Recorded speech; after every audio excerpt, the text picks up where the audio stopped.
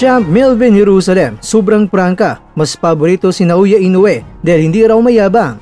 Gervonta Tank Davis, maliit na, mas minaliit pa ni Jake Paul sa kanilang harapan. Narito ang buong kwento. Ipinakita ng WBC Minimum Weight World Champion na si Melvin Jerusalem ang kanyang paghanga sa isang sikat na boksingerong Hapon matapos siyang magbahagi ng mensaheng puno ng respeto at inspirasyon sa isang social media post. Ibinahagi ni Jerusalem ang kanyang paghanga sa naturang atleta sa pamamagitan ng mga katagang "One of my favorite boxers in the world, humble champ," na malinaw na nagpapakita ng kanyang pagnanais sa tularan ang pagiging mapagkumbaba ng naturang kampiyon. Ayon kay Jerusalem, malaga para sa isang boksingero na manatiling simple at hindi mayabang kahit na umabot na sa rurok ng tagumpay. Binibigyang diin ng Pinoy champ ng tunay na sukatan ng pagiging dakila ay hindi lamang nakikita sa mga panalo o titulo, kundi sa ugali at pag-uugali sa loob at labas ng ring.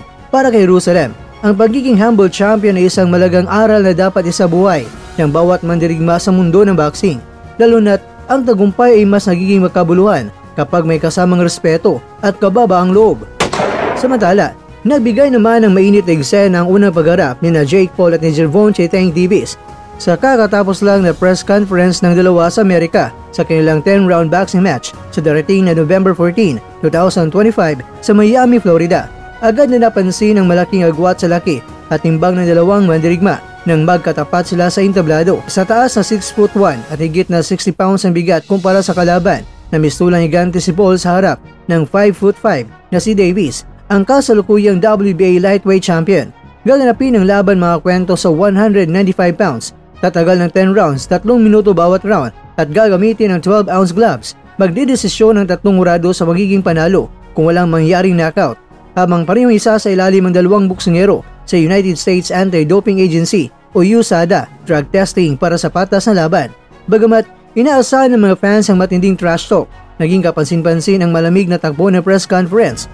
Pilit na pinapainit ni Paul ang eksena sa pamamagitan ng mga pasaring at palabas, kabilang ang pagdala ng maliliit na court sisters na anya ay para sa clown na si Davis na minsan ang nasangkot sa kontrobersiya dahil sa di umano'y pananakit na isang babae. Subalit, nananatiling kalmado si Tank Davis na halos hindi makabuo ng matibay na sagot at tinawag pa ng mga netizens na kulang sa karisma. Sa katunayan mga kakwento, kinakailangan pa raw na paalalahanan ng kampo ni Tank Davis tungkol sa mismong petsa ng laban, isang pangyaring nagdulot ng dagdag na intriga at biro mula sa mga manonood.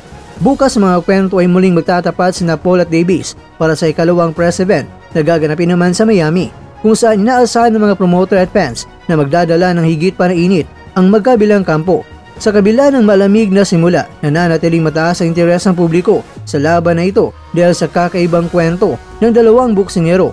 Ang YouTube superstar na si Jake Paul na patuloy ng gustong patunayan ang kanyang sarili laban sa mga lehitimong kampiyon, at ang maliit ngunit mapanganib na si Gervonta Davis na handang ipakita na ang laki ay hindi hadlang para makamit ang tagumpay.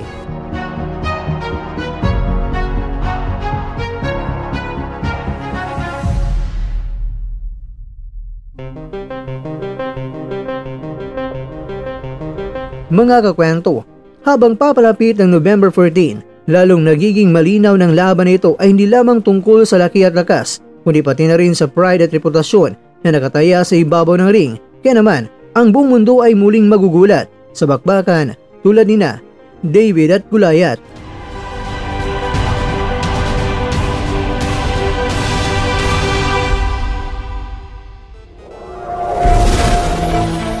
At dyan, nagtatapos ang ating kwento.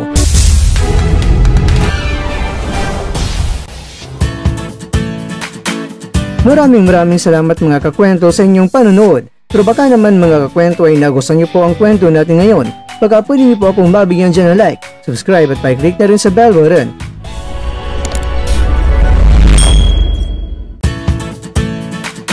Pero bago tayo tatapos mga kwento, syempre, shoutout po muna tayo dyan sa ating mga kakwento. Kay kakwentong Narciso Coino, kay kakwentong Christine Azurin, kay kakwentong Double M Vlog, at kakwentong nanonood ngayon, shoutout siya dyan. Bueno, dito na po muna ang ating kwentuhan at abangan nyo na po ating susunod na video. At dito na po yan sa isang channel na kung saan maaring ito'y mga kwentong di pa na kwento sa inyo.